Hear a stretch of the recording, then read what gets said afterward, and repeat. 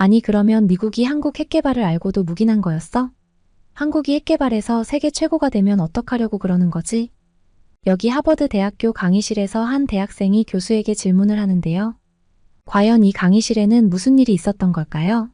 안녕하세요. 저는 하버드 대학교 국제안보전략학과 교수로 일하고 있는 알렉산더 라이트라고 합니다.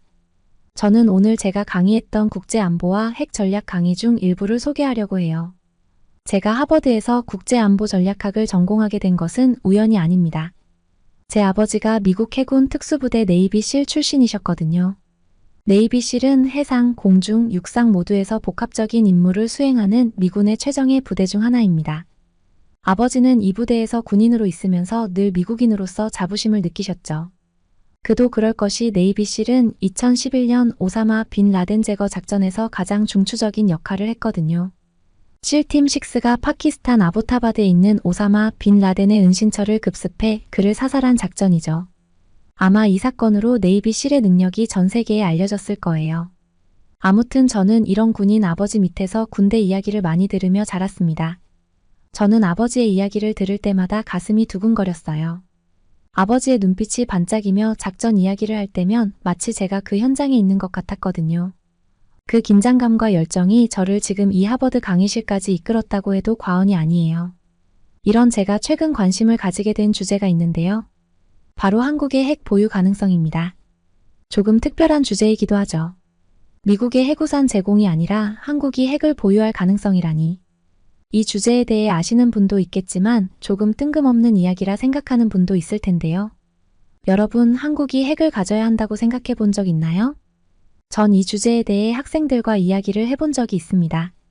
제가 들려드릴 이야기는 제가 강의실에서 했던 이야기입니다. 저는 국제안보와 핵전략이라는 강의를 하는 중 이 주제를 언급했었는데요. 제가 처음 학생들에게 한국이 핵을 가져야 한다고 생각해 본 적이 있냐고 질문을 했죠. 학생들은 조금 놀라더니 몇몇은 하하 웃음을 터뜨렸어요. 하지만 이건 터무니없는 생각이 아닙니다. 역사를 보면 알 수 있어요. 국제 정세는 늘 변화무쌍하거든요. 오늘의 우방이 내일의 적이 될 수도 있는 거죠. 그래서 저는 한국이 결국 핵을 개발하게 될 거라고 봐요. 한국이 과거에 일본의 식민지였다는 걸 알고 계시죠? 그럼 일본이 어떻게 한국을 식민지화할 수 있었는지 아는 사람 있나요? 저는 강의실에 있는 다수의 학생들에게 공개 질문을 했어요. 학생들은 서로를 두리번 둘러보며 살짝 당황한 것처럼 느껴졌어요. 저는 한국 교과서에 보면 미국을 비롯한 서구 열강이 한국의 식민 지배를 묵인해 주었다고 나온다라고 말했어요. 제 말을 들은 학생들 중에는 빠르게 휴대폰을 켜는 사람도 있었어요. 전 학생들이 묵인이라는 말의 뜻을 찾는 거라고 생각했어요. 학생들은 휴대폰을 검색하는 듯 하더니 이내 고개를 들어 저를 바라봤어요. 저는 묵인의 뜻을 언급했습니다. 묵인은 알고도 모른 척한다는 말입니다. 맞아요. 미국은 지금부터 119년 전인 1905년 7월에 일본과 밀약을 체결했어요. 제 목소리가 조금 낮아졌어요. 세계 최강 미국 국민으로서 밀약이라는 말을 학생들에게 말한다는 게 조금 찝찝했거든요. 학생들에게 무슨 비밀을 말해주는 것 같은 느낌이 들더라고요. 저도 모르게 눈빛이 진지해졌고 학생들은 숨소리조차 내지 않고 저를 주시하고 있었죠. 가스라 테프트 밀약은 일본의 다로 내각 총리와 미국의 윌리엄 테프트 육군 장관 사이에 체결한 밀약입니다. 저는 잠시 말을 멈추고 학생들의 반응을 살폈어요. 아무도 대답하지 않자 저는 미소를 지으며 계속했죠. 이건 공식적인 조약이 아니었어요. 그래서 우리는 이걸 가스라 테프트 밀약이라고 부르죠. 밀약이라는 단어가 주는 느낌이 어때요? 비밀스럽고 어쩌면 좀 위험해 보이기도 하죠? 하지만 이 밀약이 그저 종이 쪽지에 적힌 무의미한 글자였을 거라고 생각하면 큰 오산이에요. 이 작은 약속이 세계의 판도를 바꿨다니까요. 그 당시 미국은 필리핀을 식민지로 삼고 있었고 일본은 한국을 지배하고 싶어 했죠. 그래서 두 나라가 서로의 이익을 위해 손을 잡은 거예요. 저는 잠시 숨을 고르고 목소리를 조금 더 낮췄어요. 미국은 일본의 한국 지배를 묵인했고 일본은 필리핀에 대한 미국의 지배를 인정했어요. 여기서 묵인이라는 단어를 주목해 볼 필요가 있어요. 이 단어가 주는 뉘앙스 느끼시나요? 저는 묵인이라는 단어를 말하면서 제 목소리에 힘이 실리는 것을 느낄 수 있었어요. 학생들의 눈빛이 더욱 집중되는 게 느껴졌기 때문이었죠. 저는 묘한 표정을 지으며 묵인이라는 단어의 의미를 강조했어요. 여러분, 묵인이라는 단어의 의미를 정확히 아시나요? 이건 단순히 모르는 척하는 게 아니에요. 알면서도 모른 척하는 거죠. 그러면서 은근슬쩍 인정하는 겁니다. 마치 엄마가 아이의 장난을 보고도 모른 척하는 것처럼 말이에요. 그리고 지금 트럼프의 태도가 바로 이 묵인과 똑같아요. 저는 이 말을 하고 제 심장이 빨리 뛰는 것을 느꼈어요. 누가 중간에 치고 나와서 말을 자를 수도 있다는 긴장감마저 들었죠. 119년 전에 미국의 묵인과 2024년의 트럼프의 묵인이 연결되는 중요한 순간이었거든요. 저는 손에 땀이 배어나는 걸 참으면서 다음 이야기를 자문자답하면서 이어나갔어요. 트럼프가 한국의 핵 개발을 묵인하고 있다고요? 네, 맞아요. 트럼프의 말을 자세히 들여다보세요. 한국은 부자 나라라고 말하면서 한국은 자기들 돈으로 핵무기 만들든 말든 상관없다라고 하잖아요. 이게 바로 묵인의 전형적인 예시예요. 게다가 주한미군 철수와 방위비 분담금 증액을 요구하고 있죠. 이건 뭘까요? 바로 너희가 알아서 해라는 메시지예요. 마치 부모가 자식에게 이제 내 살 길은 네가 알아서 찾아라고 말하는 것과 같죠. 제 목소리가 약간 떨렸어요. 이 상황의 중요성을 느끼고 있었거든요. 아니나 다를까 학생들의 표정에서 놀라움과 이해가 교차하는 걸 볼 수 있었어요. 하버드 대학교 국제안보전략학과 교수가 학생들 상대로 저런 이야기를 하다니. 충격과 놀라움을 경험한 학생들을 보고 있자니 가슴이 쿵쾅 뛰었어요. 그리고 다시 학생들을 향해 말했어요. 트럼프는 한국의 핵 보유 가능성을 상황에 따라 미묘하게 다르게 말하기도 해요. 세계 평화와 인도주의를 위해 공식적으로는 반대하는 척하면서 말이죠. 북한과 대치 중인 한국의 상황을 고려해서요. 이건 마치 국제사회에서 연극을 하는 것과 같아요. 겉으로는 반대하지만 속으로는 그래, 해봐라고 말하는 거죠. 잠시 숨을 고르고 나서 저는 결정적인 말을 했어요. 제 심장은 마치 가슴을 뚫고 나올 것처럼 뛰고 있었어요. 이건 119년 전 가스라 테프트 밀약과 너무나 똑같아요. 그때 미국이 일본의 한국 지배를 묵인했듯이 지금은 한국의 핵 보유를 묵인하고 있는 거예요. 역사는 반복된다고 하잖아요? 바로 이런 거예요. 그때였어요. 그때 한 학생이 손을 들었어요. 그 학생의 눈빛에서 날카로운 통찰력이 느껴졌죠. 제 가슴이 뛰었어요. 올 것이 왔구나. 드디어 내 주장에 반기를 들고 하버드 학생이 반박을 하겠구나 생각했어요. 그 학생은 이렇게 물었어요. 교수님, 119년 전 미국의 일본 지배 무기는 미국이 필리핀 지배를 인정받기 위한 거였잖아요. 미국의 이익이 되는 행동이었죠. 그런데 지금은 좀 달라 보여요. 2024년 현재 미국이 한국의 핵 보유를 묵인하면 한국은 문화적, 경제적, 군사적 자산을 모두 얻게 되는데 미국이 이걸 그냥 두고만 볼 이유가 있나요? 미국에게는 어떤 이익이 있는 걸까요? 저는 그 학생의 질문에 감탄했어요. 정말 핵심을 찌르는 질문이었거든요. 역시 세계적인 학생들 수준에 놀라며 저는 미소를 지으며 대답했죠. 정말 훌륭한 질문이에요. 이 질문에 답하려면 국제 정세와 자국 이익이라는 두 가지 핵심 개념을 이해해야 해요. 쉽게 설명해 볼게요. 모든 나라는 자국의 이익을 최우선으로 생각해요. 이게 국제 정치의 기본 원칙이죠. 저는 잠시 말을 멈추고 학생들의 표정을 살폈어요. 그들의 눈에서 이해의 눈빛이 서서히 퍼져나가는 걸 볼 수 있었죠. 자, 여러분에게 물어볼게요.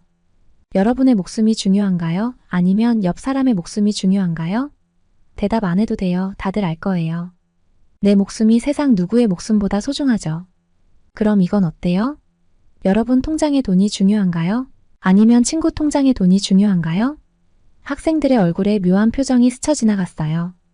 어떤 학생들은 불편한 듯 몸을 뒤척였고 또 다른 학생들은 고개를 끄덕이며 이해한다는 표정을 지었죠. 바로 이거예요. 미국이 한국의 핵 보유를 묵인하는 이유, 이제 이해되나요? 미국은 지금 자국의 이익을 위해 움직이고 있어요. 한국의 핵 보유가 미국에 어떤 이익이 될까요? 그건 바로 미국의 부담을 줄이는 거예요. 한국이 스스로를 지킬 수 있다면 미국은 그만큼 비용과 책임을 덜 수 있겠죠. 제 심장은 여전히 빠르게 뛰고 있었어요. 이 순간 저는 학생들의 머릿속에 새로운 세계가 열리고 있다는 걸 느낄 수 있었거든요. 국제 정치의 복잡한 현실을 조금이나마 이해하기 시작한 것 같았죠. 여러분, 국제 정치는 결국 이해관계의 게임이에요. 미국은 지금 새로운 판을 짜고 있는 중이에요. 그 판에서 한국의 역할이 바뀌고 있는 거죠. 이게 바로 우리가 지금 목격하고 있는 역사적인 순간입니다. 여기까지 이야기하고 됐다 싶은 마음이 들었어요. 학생들이 1차적으로 제 이야기에 푹 빠졌다고 느껴졌기 때문이었죠. 그리고는 저는 한국의 핵보유 이유를 명확한 근거를 통해서 국제안보 전략 차원에서 설명했어요. 여러분, 미국은 늘 자국의 이익을 최우선으로 여겨왔어요. 그게 미국의 본질이죠. 하지만 세계대전을 겪으면서 뭔가 달라졌어요. 미국이 갑자기 세계 경찰이 된 거예요. 어떤 의미인지 아시겠어요? 학생들의 눈빛이 호기심으로 반짝이는 걸 보며 저는 계속 말을 이어갔어요.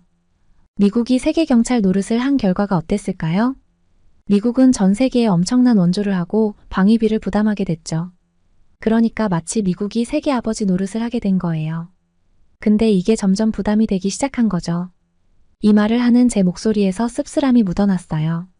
저도 모르게 한숨을 쉬었거든요. 미국 사람으로 정말 자부심 생기는 말이지만 너무 다른 나라만 퍼주는 건가 생각이 들었어요. 저는 제 속마음을 누르면서 계속 말을 이어갔어요.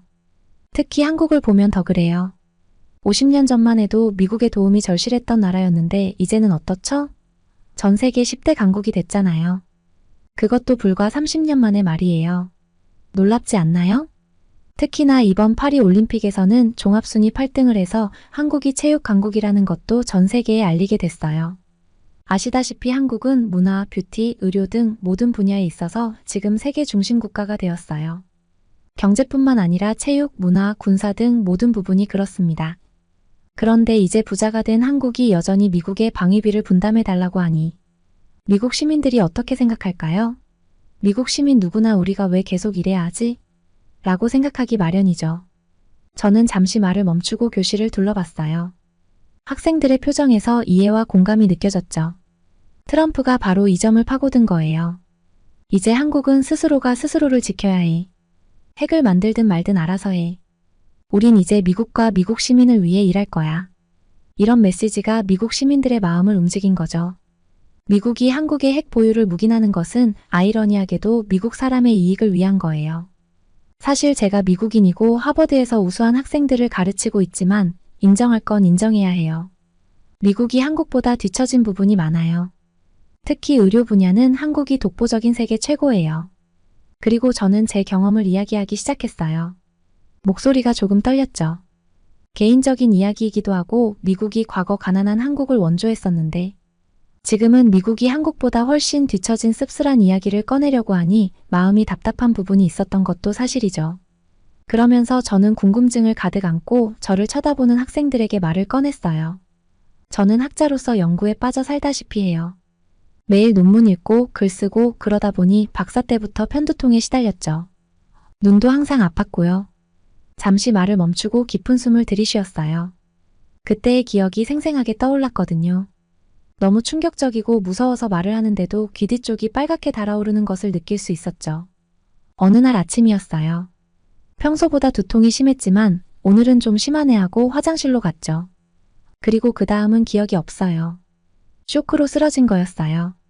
제 목소리가 떨렸고 손도 약간 떨리고 있었어요. 그 순간의 공포가 다시 밀려오는 걸 느꼈거든요. 학생들도 손을 입에 가져다 대고 놀라는 표정을 지었어요. 정신을 차렸을 때 저는 병원 침대에 누워 있었어요. 여러분, 그때의 공포를 상상할 수 있나요? 이대로 죽는 건 아닐까?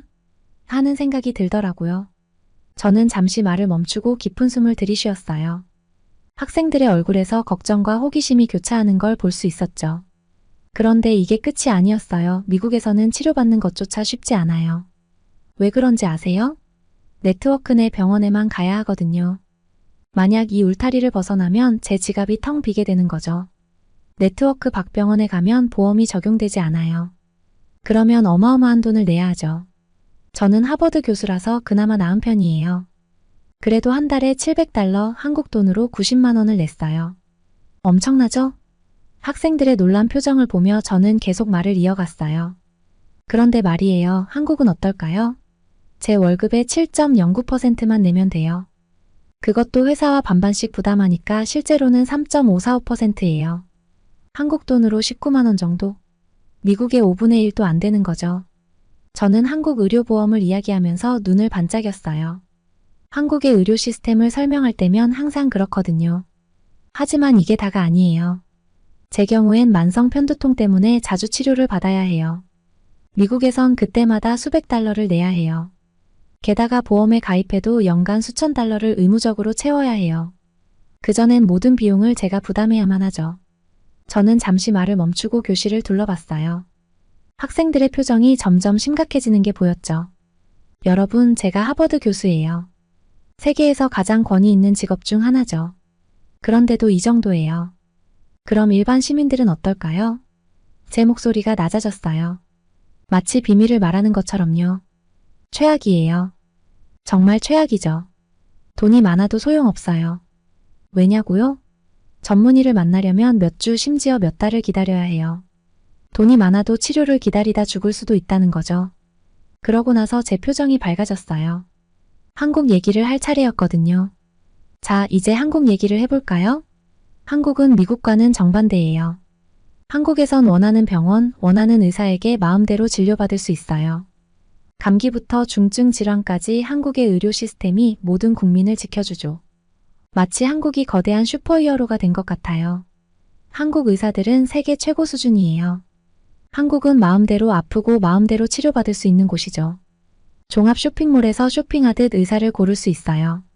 심지어 예약도 가능해서 원하는 시간에 갈 수 있죠. 학생들의 눈이 점점 커지는 게 보였어요. 병원비는 얼마일 것 같아요? 아무리 심한 병이라도 2만 원을 넘지 않아요. 중증 질병도 대학병원에서 보험 지원받아 치료하면 끝이에요. 놀랍죠? 더 놀라운 건 한국에서 가장 가난한 사람도 건강보험 혜택을 받아요. 미국처럼 복잡한 가입 절차도 없어요. 직장인은 월급에서 자동 공제되고 그 외 사람들은 소득에 따라 보험료만 내면 돼요. 제 목소리가 점점 높아졌어요. 실제로 어메이징한 한국을 이야기할 때면 흥분을 감출 수 없었거든요. 단순히 의료보험만 비교했는데도 한국은 미국과 비교 자체가 불가능할 정도의 선진국이에요. 여러분, 이해가 되나요?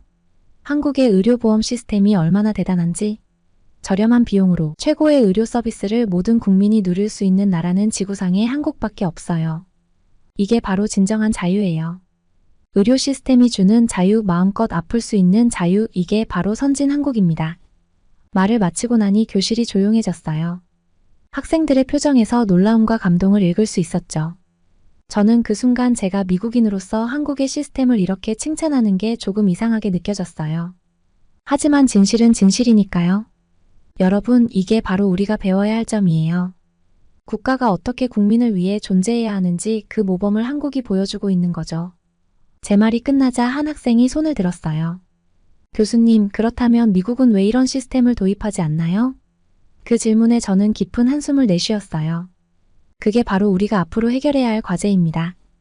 이걸 지금 트럼프가 해결하려고 하는 거예요. 트럼프가 노린 게 뭘까요? 바로 미국 시민들의 마음이에요. 제 목소리에 힘이 실렸어요. 이건 정말 중요한 부분이니까요. 여러분, 생각해보세요. 한국은 미국의 도움으로 엄청난 성장을 했어요. 세계 10위권 경제 대국이 됐고 방금 말씀드린 것처럼 의료 시스템도 세계 최고 수준이 됐죠. 그런데 미국은 여전히 한국의 방위비를 부담하고 있어요. 트럼프가 이건 잘못됐다라고 말한 거예요. 저는 잠시 말을 멈추고 교실을 둘러봤어요. 학생들의 눈빛이 점점 더 진지해지는 게 보였죠. 트럼프의 메시지는 간단해요. 한국아, 너희 핵 개발하든 말든 마음대로 해. 우린 더 이상 너희 방위비 지원 안 할 거야. 이거예요. 단순하지만 강력한 메시지죠. 그리고 저는 아까 질문했던 학생을 향해 미소를 지었어요. 아까 그 학생이 정말 좋은 질문을 했죠. 한국이 핵을 가지면 문화적, 경제적, 군사적 자산을 모두 얻게 되는데 미국이 이걸 가만히 둘 리 있냐고요? 제 대답은 네, 놔둬야 해요예요. 왜 그럴까요? 저는 잠시 말을 멈추고 학생들의 반응을 살폈어요. 모두가 호기심 어린 눈으로 저를 바라보고 있었죠. 미국은 이제 자국 문제에 집중해야 해요. 시민들의 복지, 건강보험, 범죄율, 노인복지 이런 문제들이 산적해 있어요. 한국의 핵 보유를 묵인하는 대신 이런 국내 문제에 집중할 수 있는 거죠. 제 목소리에 약간의 쓴맛이 묻어났을 거예요. 저도 미국인이니까요. 솔직히 말씀드리면 저도 미국인으로서 우리나라가 잘 되기를 바래요. 하지만 현실을 인정해야 해요. 미국이 한국보다 뒤처지는 부분이 많다는 현실 말이에요. 이건 정말 자존심 상하는 일이에요. 그러고 나서 저는 목소리를 조금 더 높였어요. 이제 핵심을 말할 차례였거든요. 하지만 여러분, 이건 한국이 얼마나 대단한 나라인지를 보여주는 거예요. 한국은 이제 자신의 힘으로 핵을 개발하고 자주국방을 할 수 있는 능력이 충분해요. 어떻게 그럴 수 있을까요? 저는 손가락을 하나씩 펴가며 설명했어요. 첫째, 한국의 기술력이에요. 세계 최고 수준의 반도체 기술, AI 기술을 가진 나라예요. 이런 첨단 기술은 핵 개발과 방위 시스템 구축에 직접적으로 연결되어 있어요. 둘째, 경제력이에요. GDP 세계 10위권이라는 건 단순한 숫자가 아니에요. 그만큼의 자원과 자금을 방위에 투자할 수 있다는 뜻이죠. 셋째, 교육 수준이에요. OECD 국가 중 최고 수준의 교육열을 자랑하는 한국. 이건 곧 우수한 인재들이 국방 분야에도 투입될 수 있다는 뜻이에요. 넷째, 지정학적 위치예요. 북한, 중국, 일본 사이에 있는 한국. 이런 환경이 오히려 강력한 자주국방의 필요성을 더욱 절실하게 만들어요. 다섯째, 국민의 의지예요. 한국 국민들의 애국심과 단결력은 세계 최고 수준이에요. 이런 국민적 합의가 있다면 자주국방은 그리 어려운 일이 아닐 거예요. 여섯째, 이미 갖춰진 방위 산업이에요. K9 자주포, KF-21 전투기 등 세계적 수준의 무기를 자체 개발하고 있어요. 이런 기반이 있으니 핵 개발도 가능하겠죠. 마지막으로 외교력이에요. 한국은 미국, 중국과 동시에 좋은 관계를 유지하고 있어요. 이런 외교적 균형은 자주국방에 큰 도움이 될 거예요. 말을 마치고 나니 교실이 조용해졌어요. 학생들의 눈에서 놀라움과 존경의 빛이 보였죠. 여러분, 이해가 되나요? 한국은 이제 핵을 보유할 능력이 충분해요. 자신의 힘으로 자국을 지킬 수 있는 나라가 된 거죠. 이게 바로 트럼프가 말한 한국아, 내가 알아서 해의 진짜 의미예요. 저는 깊은 숨을 내쉬었어요.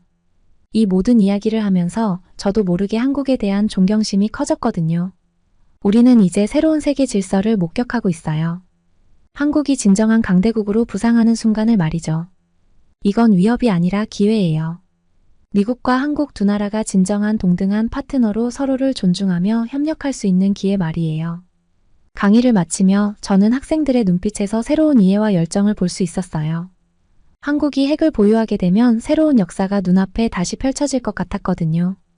한국의 핵 보유는 한국에게나 미국에게나 역사의 물줄기를 거슬러 올라가도 꼭 필요한 전략입니다. 우리는 이 물줄기의 끝에서 현재의 평화와 미래의 발전 가능성을 보게 될 것입니다. 오늘 이야기는 여기까지입니다. 와, 정말 하버드라 다르긴 하네요. 우리나라 역사에 대해서도 깊이 있는 이해를 하고 한국이 왜 핵을 가져야 하는지 그 이유에 대해 말해주네요. 정말 잘 들었습니다. 자부심과 자신감이 뿜뿜 올라오네요. 오늘 사연 재미있게 들으셨나요? 구독과 좋아요 거기다가 댓글까지 폭발적으로 달아주시면 감사하겠습니다. 저는 앞으로도 더 좋은 사연으로 찾아뵐게요. 감사합니다. 감동도서관이었습니다.